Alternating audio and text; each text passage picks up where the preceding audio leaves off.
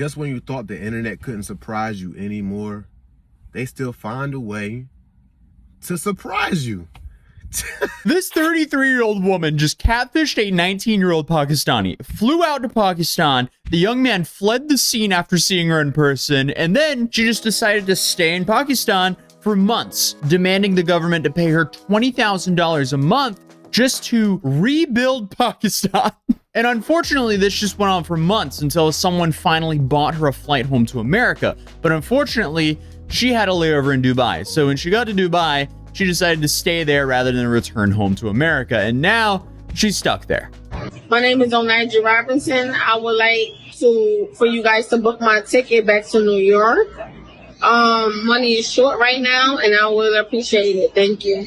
Saying the situation is a dumpster fire would definitely be an understatement, but obviously we've covered Onaija Robinson before, and since then she's now stuck in Dubai. She originally traveled to Karachi, Pakistan, hoping to marry this 19-year-old Pakistani man named Nidal Ahmed Memon, who she met online, and apparently they married each other online as well. How that works, I don't know, but upon her arrival, she discovered that Memon had vanished, and the family had done the same. Likely to avoid her after realizing she'd been catfishing him by using a filter that displayed an entirely different appearance, one of a white blonde woman with blue eyes. I mean, I don't think it requires a marriage counselor to realize starting a marriage when one of the parties thinks the other one looks the polar opposite to what they actually look is a good idea. But after being ghosted, Onaija didn't take the hint and instead began camping out in the parking lot of Memon's apartment, refusing to leave without her husband. Now, I actually heard it a little bit differently.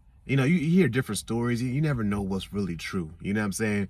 But I heard that she was actually catfishing him with a Nicki Minaj filter. And they actually like show what the filter looked like. I wish I had like a video to show y'all what the filter looked like. Bro, it looks like, I know AI does a good job at certain things, but that joint looked animated, bro. It looked like a filter that it didn't look realistic. So if he was manipulated and tricked and catfished with that filter, it's almost like, bro, what? I don't want to say you deserve to get catfished, but I mean, come on, bro. You really must have been desperate. All while her tourist visa expired, and instead of trying to return home, she decided to stay put and started a media frenzy where she essentially acted like she was running the country. I'm not talking unless y'all giving me land and 2,000 or more every week. You hear me? Yeah. I'm getting my Pakistani passport and Pakistani ID. I'm getting it. Do y'all agree? Delusional is an understatement. But Onaija began holding press conferences demanding money from the Pakistani government, starting with a modest request of $2,000 a week, which quickly ballooned to $20,000 a month. And when you have a wild American showing up making outrageous statements, that's some good content, clearly. My demand from Pakistani government is to respect my religion, to give me more than 5,000 or more, 5,000 to 10,000 USD demand, so I can make Pakistan a better. I mean, there was even a humanitarian aiding her, providing her shelter support, which further complicated her desire to leave, all while she was planning to rebuild Pakistan, whatever that means. Like I said, Pakistan needs to be reconstructed the right way. Yeah, I mean, this story, I was actually talking to my wife about this, and I'm convinced. Like I'm not a New Yorker, but I've been to New York. I'm convinced that she's a homeless woman who lives in homeless shelters and things like that, because she has all the characteristics of the typical homeless person. Homeless people are very confident. Homeless people say any type of thing that anything that comes to whatever they think, they gonna say it. That's just homeless people. And she's a New Yorker, so she's very, very brash and very rude. If you were walking in New York and you saw a homeless person, like, you know, asking for some money or something like that, they will have a personality similar to hers. If you search up any interview, even in America, when they interview homeless people, it's always hilarious. It's always hilarious. She's just like them. The problem with this story is it's all over the place and the reporting is mainly speculative, but I'll try to stick to what we know. It might be that Onijah won't be coming home yet since news started coming through that she might have been arrested in Dubai. That's definitely not a good thing. But this started circulating when Onijah strangely disappeared from the internet's presence for just a few days, and then videos started to pop up of her being escorted off the airplane that was meant to leave Dubai and go back to New York City. This woman by the name of Charlotte said that she was on a flight from Dubai to JFK Airport in New York last night when she saw Onijah being escorted off the flight by undercover cops posing as flight attendants. This is the only photo that Charlotte managed to take of her. And at one point, Charlotte says Onijah was on all fours as she walked with securities. According to Charlotte, their flight to New York was delayed by 30 minutes. And before they eventually took off, officials apologized for the delay and explained that they had to remove a passenger for security reasons.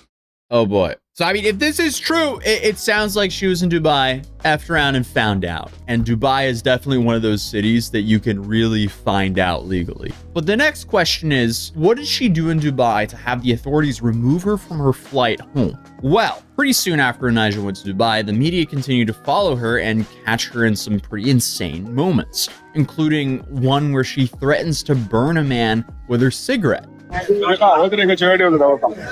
don't do something, I'm gonna burn your face. And let's see if you touch me out here in the streets. I'm dead ass. I'm not playing. I swear to God. Make a decision. To be honest with y'all, I don't even know why people really have the desire to even go to Dubai. Dubai is so different. The culture is so different. The laws are so different. That things that in America that people will just look at you like, oh, you crazy? You'll go to jail for in Dubai. I'm assuming. I done seen situations where people then went to jail. It was news articles, obviously, so I had to just go. I had to just believe the news articles, or it was, you know what I'm saying, or somebody, you know, on the internet. Going to jail for like a couple of years for like something that you would get a warning for in America.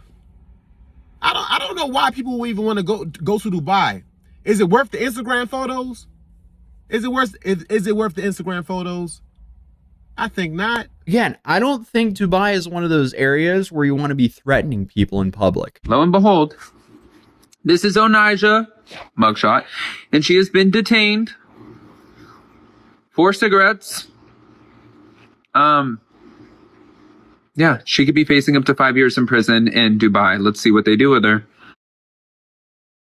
What is she doing? I guess that question can really go for everything that I've seen on the internet about her. But how did she end up in Dubai bossing people around? Like, what life choices get you there? I mean, I guess we kind of know what got her there. But wow, this is fascinating. But again, there's some conflicting reporting on this. Some videos and articles I found claim that the cigarette incident was why she was pulled off the flight. Because you have one TikToker by the name of Yasmin Abdullahi who claims to be following the story really closely and has been tracking Onijah's updates. She provided the date of February 16th as the last time anyone saw Onijah online. But she states, no, I don't think she's in danger. Right now, it seems like she's with the right people. Authorities are looking after her, so I don't believe she's in danger. By the right people, I wonder if she's talking about Onijah's team. So everybody, this is my team. Okay. Yes, hi. But according to this video, she at least wanted to go home. My name is Onijah Robinson. I would like for you guys to book my ticket back to New York. Money is short right now, and I would appreciate it. Thank you. The type of stuff I say that's on the internet is just unbelievable. But what makes it more realistic is when I just put it into perspective that she literally might be a homeless New Yorker. I know I've said that like 1,000 times this video, but if you've been around, if you're from the big city and you've been around a lot of homeless people, the way she's acting is not that surprising. There's so much to the story that I have questions about. You talk too much. Okay. We don't know what you're saying. It's really not that surprising. It's just funny because we're seeing that in a whole nother country where we know they don't play that, or where we know that people aren't like that.